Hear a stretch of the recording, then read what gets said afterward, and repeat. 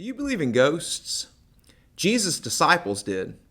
Today we're going to study about a time when they thought that they saw a ghost.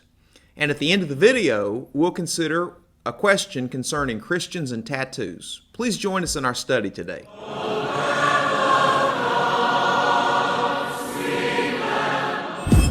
Thank you for joining me as we continue studying through Mark.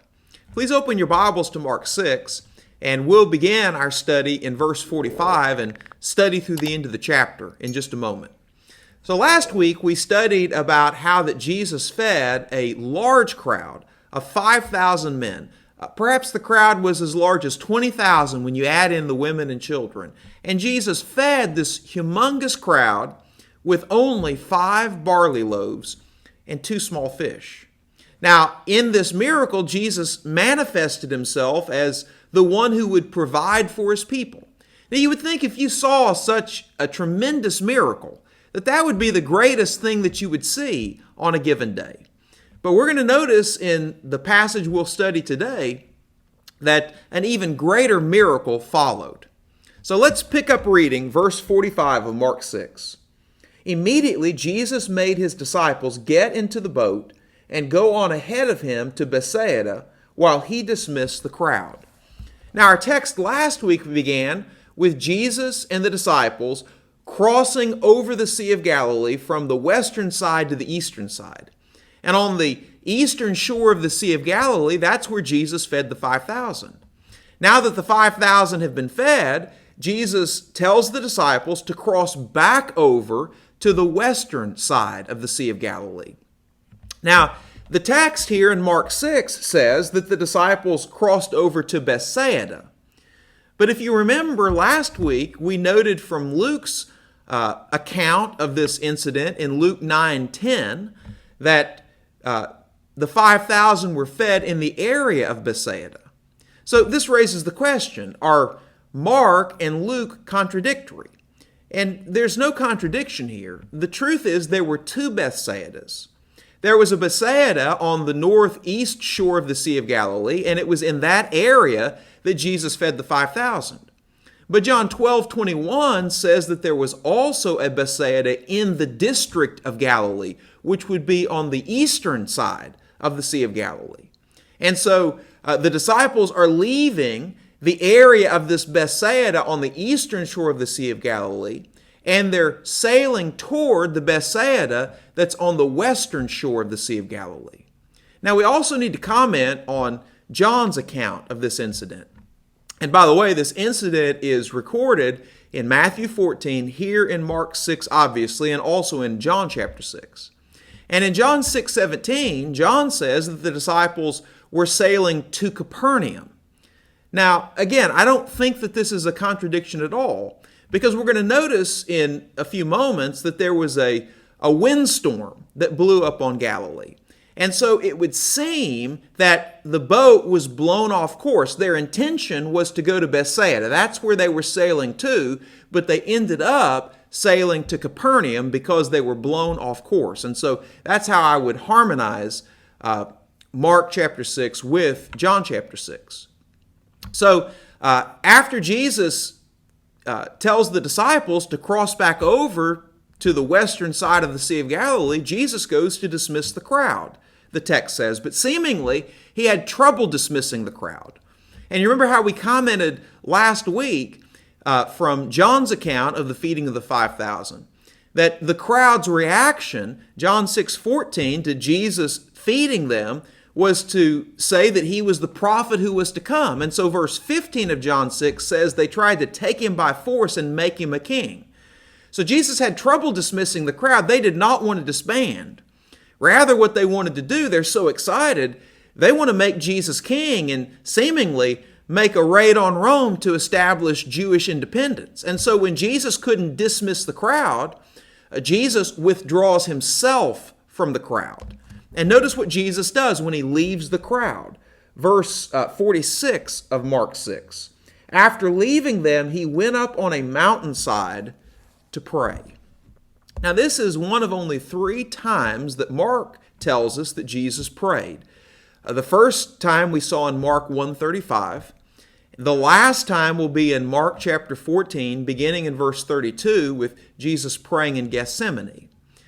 We know from Luke's gospel account that Jesus was a man of prayer and often spent time praying. If Jesus thought it was important to pray to his heavenly Father, how much more important is it for us to pray? We just cannot overstate how powerful prayer is. Not that prayer is powerful, but God is powerful. And so, because we're praying to a powerful God, prayer is effective. Remember how James, Jesus' half-brother, said the prayers of a righteous person are powerful and they're effective in their working. And so we should never neglect prayer in our life. We should never be satisfied with our prayer life. We should always be striving to pray more, because prayer is the way that we express our dependence upon God and how dependent we are upon God every moment for everything. All right, verse 47 of Mark 6. Later that night, the boat was in the middle of the lake, and he was alone on land. So, the disciples are sailing across the Sea of Galilee. They've been sailing across the Sea of Galilee for several hours. Jesus has been in prayer for several hours. Jesus is up on the mountain by himself, and the disciples have made it, Mark says, to the middle of the lake. Now, John's account gives us a little bit more detail. For instance, in John chapter 6 and at verse 19, we're told this. When they had rowed about, now this is the NIV translation, 3 or 4 miles, and I'll stop reading at that point. So they're in the middle of the lake, they've rowed, the NIV says about 3 or 4 miles. Literally, the text says they rowed about 25 or 30 stadia. Now, a stadion was a Roman measurement. It was 607 feet. And so literally they would have rowed, translating that into our terms, they would have rowed about 2.5 or about 3.5 miles. Now, the Sea of Galilee at its widest point was about 8 miles across. At this place, it probably would have been about 5 or 6 miles across. So after several hours, they haven't made a whole lot of headway. And we're going to see why they haven't made a whole lot of headway in the next verse. Look at verse 48 of Mark 6. He, that is Jesus, saw the disciples straining at the oars because the wind was against them. Shortly before dawn, he went out to them, walking on the lake. He was about to pass by them, and we'll stop reading at the end of verse 48 there, even though the sentence continues on into verse 49. So, now the NIV translation says this was shortly before dawn, but literally what the text says is in the 4th watch of the night. The NIV doesn't translate it literally because most people don't understand what's meant by the 4th watch of the night, so they just say shortly before dawn. But the Romans divided the night up into 4 watches. And so the 4th watch of the night would be roughly from 3 a.m. to 6 a.m. So the disciples have been rowing for a long time, but because of this wind, they've got this headwind, they're not making much progress. And so they're really straining at the oars, trying to make it to land, but they're having a lot of problems. And so they're about 2.5 or about 3.5 miles out into the lake, but here's Jesus on the mountain, and the text says he saw the disciples. Now, it's the middle of the night, but Jesus sees the disciples. Now, granted, if there was a full moon and Jesus is up on this high elevation looking at them down on the lake, it's possible that with just normal human vision, you could see them, especially with the light of a full moon. But you've got a windstorm. And so the windstorm is stirring up the waters. I mean, there are waves that are crashing. And so that, for a normal human being, it seems, that would keep a normal human being from being able to look at night from a mountain 3.5 perhaps miles to the Sea of Galilee and seeing the disciples. Normal human being couldn't do that, but Jesus seemingly, miraculously, is able to look out and he's able to see the disciples and to see them in their plight. And by the way, the Bible says from beginning to end that God sees us in our problems. Just like we're told, for instance, in Exodus chapter 2, beginning in verse 23, that as the Israelites were in Egypt suffering under their harsh Egyptian taskmasters, God saw their groaning. God saw their difficulty, and God sees us. And so Jesus, seeing the disciples in this desperate situation, Jesus goes to them. Now, Jesus doesn't go to them by getting into a boat himself and, trying to catch them by rowing to them. Rather, Jesus does what only God can do in and of himself. The text says Jesus went to them walking on the lake. Now, again, the Old Testament only presents God as having the power to walk on water. Consider Job chapter 9 and verse 8. Job 9 verse 8. Here Job says of God that he alone stretches out the heavens and treads on the waves of the sea. And so Jesus, you remember the big question that we're answering in Mark. It was the question that was asked at the end of chapter 4. It's, who is Jesus? And so here Jesus fully manifests himself as deity in the flesh because he goes walking to the disciples on the lake. But then something really interesting is recorded in the text. We're told, middle of the verse 48, that shortly before dawn of the fourth watch of the night, he went out to them. So he's headed to them. But notice what's said at the end of the verse. He was about to pass by them. So what on earth does that mean? He's going to them, but he's about to pass by them? What does that mean? Well, I would suggest to you that there's a technical meaning to this Greek word that's translated, he was about to pass by them.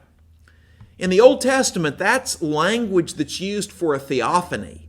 Theophany is just a technical word for a manifestation of God.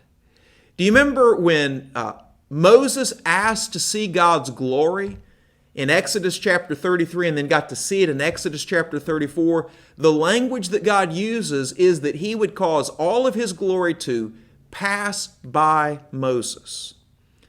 And I think especially in light of what follows, that's exactly what Jesus is doing. That's what's meant by he was about to pass by them. He was going to give them this theophany, God in the flesh. Here is Jesus. What the disciples feared was going to go over their head. They're in the middle of this storm at sea. Jesus is manifesting to them that what they feared was about to go over their heads, that is the water, Jesus had put under his feet. He had total mastery over because he was God in the flesh who walks on the waves of the sea. Verse 49. But when they saw him walking on the lake, they thought he was a ghost.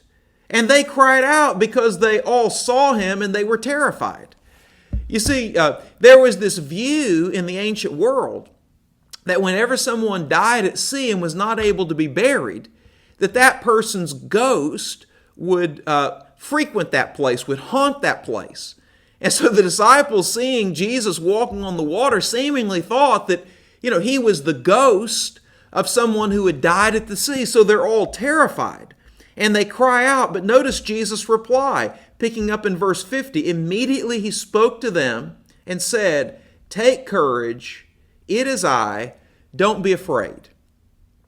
Now, we hear that, and that sounds like kind of a bland response. It's just what you would expect him to say. Hey, don't worry, it's just me. And the words can mean that. It can be just a bland response like that, but I would suggest to you that probably these words mean more than that. When Jesus says, "Take courage, it is I, don't be afraid," the words that are translated, "it's I," in the Greek are ego eimi. I am.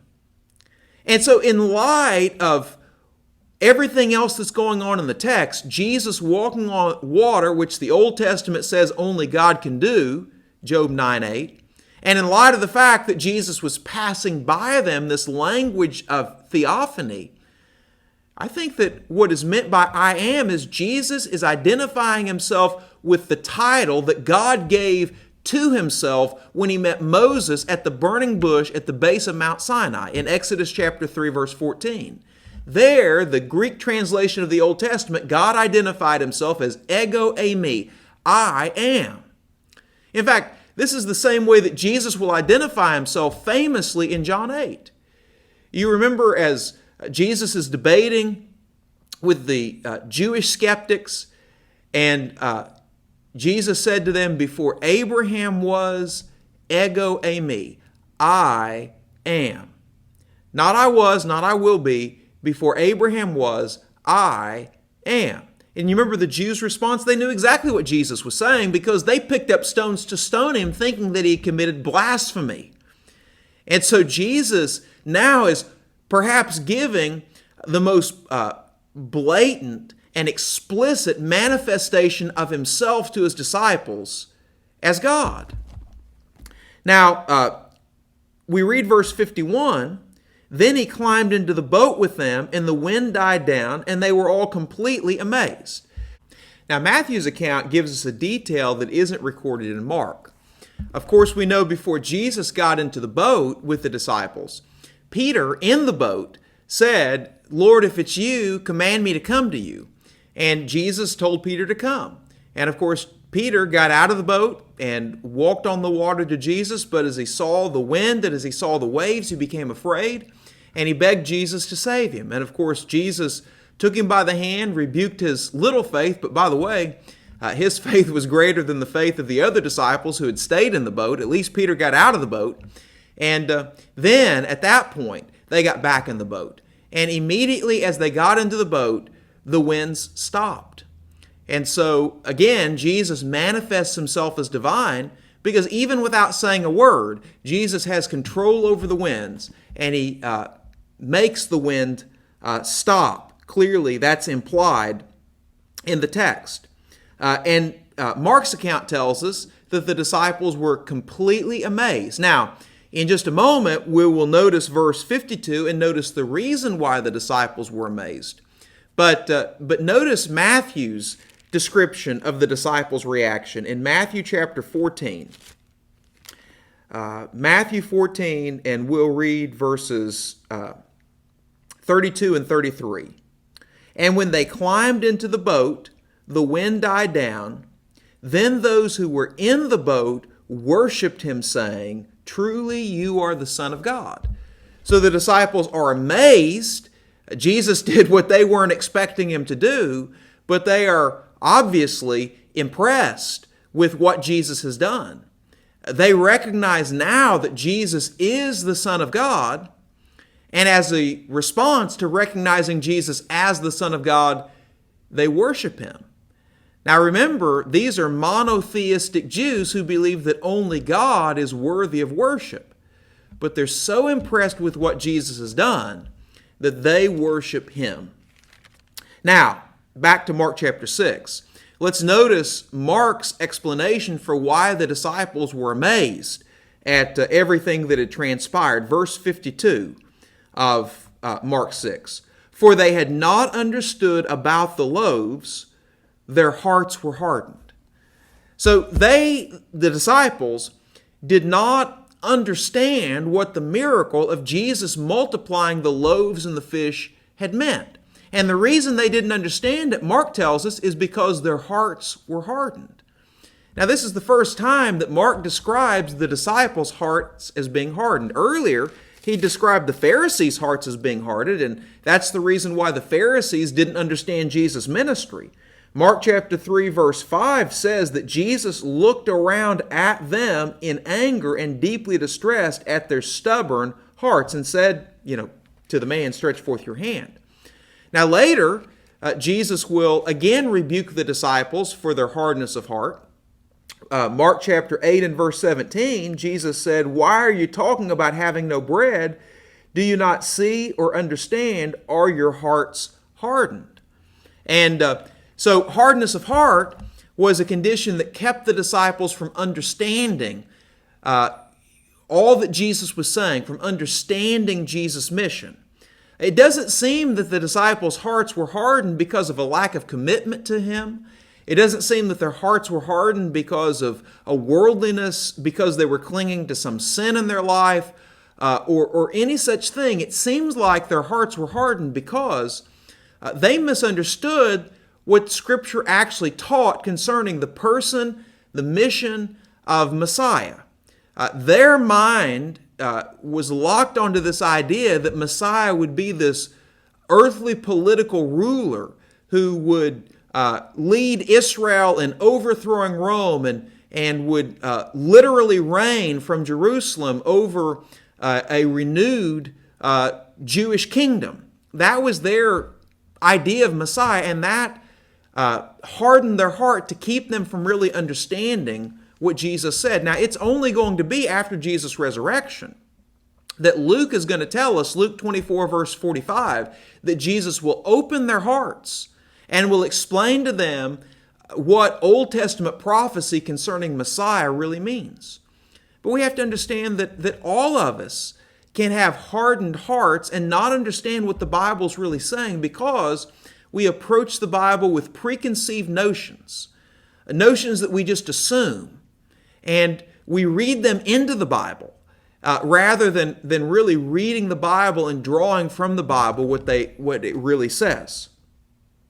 Now, John's account tells us that another miracle occurred. In John chapter 6 and verse 21, we're told that when Jesus got into the boat with the disciples and this transpired, the boat was immediately at land. Now, again, Sea of Galilee is 8 miles across at its widest. Probably it was, 5 or 6 miles across at this particular point. They were, 2.5 or 3.5 miles across the Sea of Galilee. And so in just an instant, Jesus causes that boat to travel over a mile. And they're immediately at the shore where they were going. So, again, feeding the 5,000, that wasn't necessarily the most amazing miracle they saw that day. They saw Jesus walking on water, Jesus giving Peter the power to walk on water. They saw the boat that they had, struggled to get a few miles across the lake immediately transported by Jesus to the spot on the shore where they were headed. All right, so Mark's account goes on to say, verse 53, when they'd crossed over, they landed at Gennesaret and anchored there. Now, I believe, now I haven't found a commentary that agrees with me, so keep this in mind. I don't believe that what's recorded in Mark 6:53 through the end of the chapter is the next event. I think rather John tells us the next event.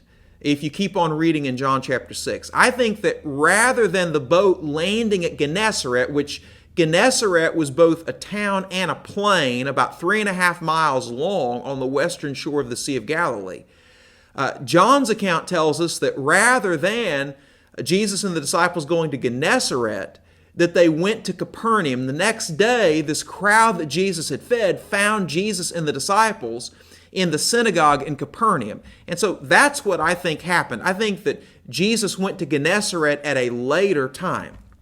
Now, I think that that's clear from the text because verse 54 of Mark 6 goes on to say, as soon as they got out of the boat, the people recognized Jesus.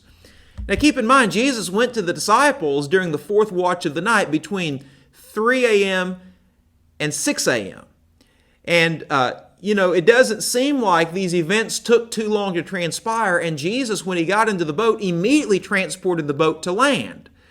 Now, it would still be dark at 6 a.m. in the morning, but here the text implies that when Jesus gets out of the boat, it's light enough and there are enough people on shore to immediately recognize Jesus. So that seems to me to describe an event that would happen during the day as opposed to the time frame that would be involved in the incident when Jesus walked on the water. So that's why I would say the boat landed, after Jesus had walked on the water, the boat landed at Capernaum as opposed to Gennesaret. So this is a later account. That may not have been clear to you, but anyway, it was clear in my head whether or not I explained it right. But Jesus gets out of the boat, and the people on the shore, they immediately recognize Jesus. Well, what do they do when they recognize Jesus? Notice verse 55. They ran throughout that whole region and carried the sick on mats wherever they heard he was. So they recognize Jesus. They know that Jesus has this reputation for healing. Perhaps some of these people were ones that had been fed by Jesus in the crowd, at an earlier time. And so they bring their sick to wherever they hear Jesus was. Verse 56, and wherever he went, into villages or towns or countryside, they placed the sick in the marketplaces. They begged him to let them touch the edge of his cloak, and all who touched it were healed. You see, just like the woman with the issue of blood, you remember she thought in her heart, if I can just touch the edge of his cloak, I'll be healed. These people are begging to be able to touch the edge of Jesus' cloak because they have absolute faith that Jesus can heal them. Now again, the edge of Jesus' cloak could be either the seam of his garment or it could refer to the ceremonial tassels that Numbers 15 commanded Jewish men to have on their garments as a reminder to keep the law of Moses. But the point is, Jesus is God in the flesh. Jesus is one who is proving that to people by virtue of the fact that he has authority over disease he's healing. And Peter reminds the Jews on the day of Pentecost of Jesus' miracles and how God showed his approval to Jesus' ministry because of the miracles that Jesus had performed. Our question for today is this: is it wrong to get a Bible verse tattooed on your body? Well, that's a question that I've never had to answer for myself personally because I've never been interested in getting a tattoo, but I know a lot of people are. Now, some people would answer that question, yes, it is a sin to get anything tattooed on your body because of Leviticus 19, verse 28. Here's what Leviticus 19:28 says. Do not cut your bodies for the dead or put tattoo marks on yourselves. I am the Lord. Now, what is it that Moses was forbidding the Israelites to do? What were the tattoos that were forbidden? Well, it seems that what Moses was forbidding was tattoos that were associated with paganism. Now, most tattoos in the ancient world denoted that someone was a slave of another person. But a significant number of tattoos in the ancient world had to do with idolatry. People who served false gods would have that god's name or some symbol of that god tattooed on their body to indicate the fact that they served that false god. And so in this text, Moses is forbidding the Israelites from imitating the customs of the pagan Canaanites whose land they were about to take over.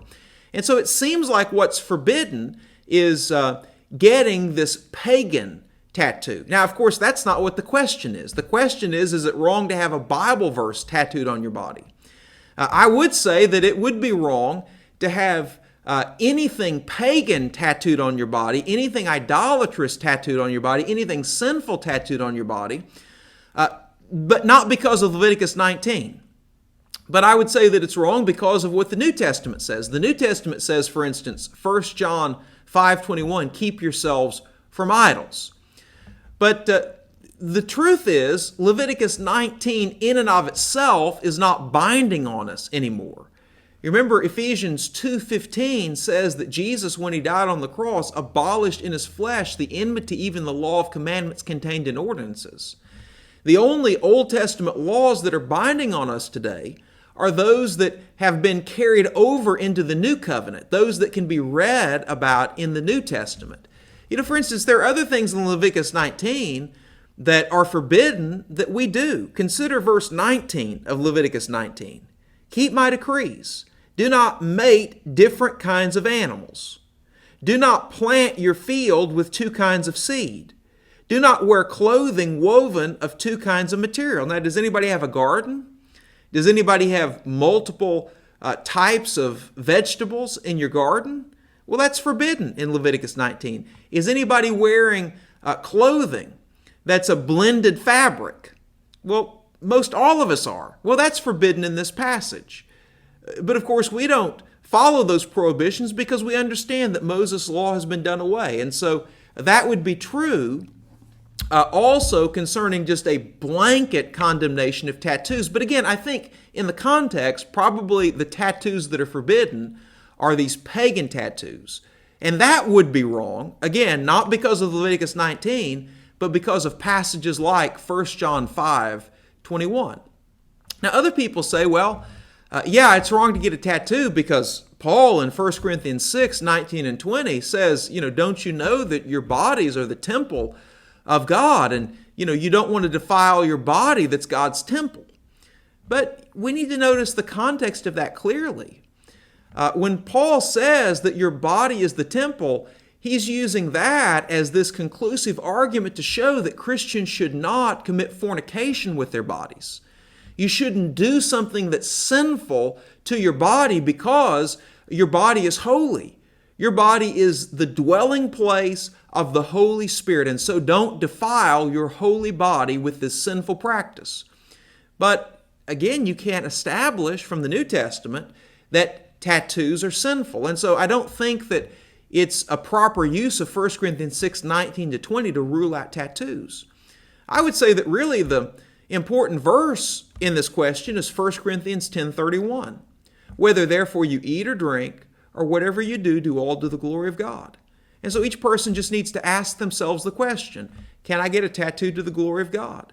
And if you feel that the answer to that question is yes, then no, it's not wrong for you to get a tattoo on your body. It's not wrong for you to have a Bible verse tattooed on your body. I appreciate the question. And if you have a question, please email them to the address at the bottom of the screen. Thank you for taking the time to study the Bible with me today. If you found this video helpful, please like it. And if you've not yet subscribed to MetaView's YouTube channel, please take the time to do that now. I look forward, Lord willing, to studying with you next week. God bless you.